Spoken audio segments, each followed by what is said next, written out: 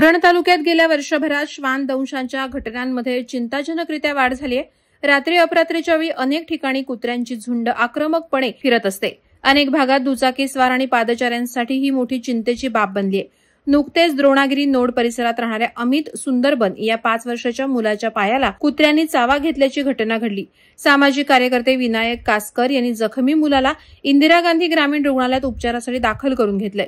कुत्र्याच्या उच्छादामुळे 2024 आणि 2025 या वर्षाच्या कालावधीत उरणमध्ये सुमारे 1700 श्वानदंशांच्या घटना घडल्याची धक्कादायक माहिती समोर येते। एका महिन्यात 150 श्वानदंशांमुळे नागरिक उपचार घेण्यासाठी येत असल्याची माहिती इंदिरा गांधी ग्रामीण रुग्णालयाच्या वैद्यकीय अधिकारी डॉ. बामा काळेल यांनी दिली आहे। त्यामुळे तालुक्यातील भटक्या कुत्र्यांचा बंदोबस्त करण्याची मागणी सातत्याने नागरिकांकडून केली जाते।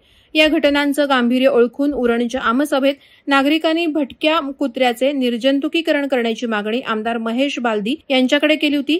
त्यावेळी आमदार बालदी यांनी नागरिकांच्या सुरक्षेसाठी भटक्या कुत्र्यांचे निर्जंतुकीकरण आणि रेबीज प्रतिबंध करण्यात येणार असल्याचं आश्वासन दिलं।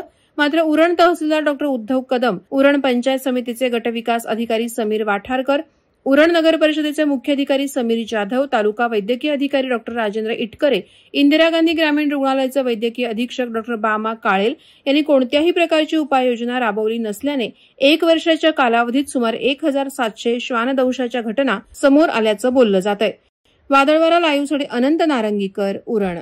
नवी मुंबई व रायगड जिल्ह्यातील ताज्या बातम्या आणि घडामोडींसाठी सबस्क्राईब करा वादळवारा लाईव्ह चॅनल आणि दाबा बेल आयकॉन।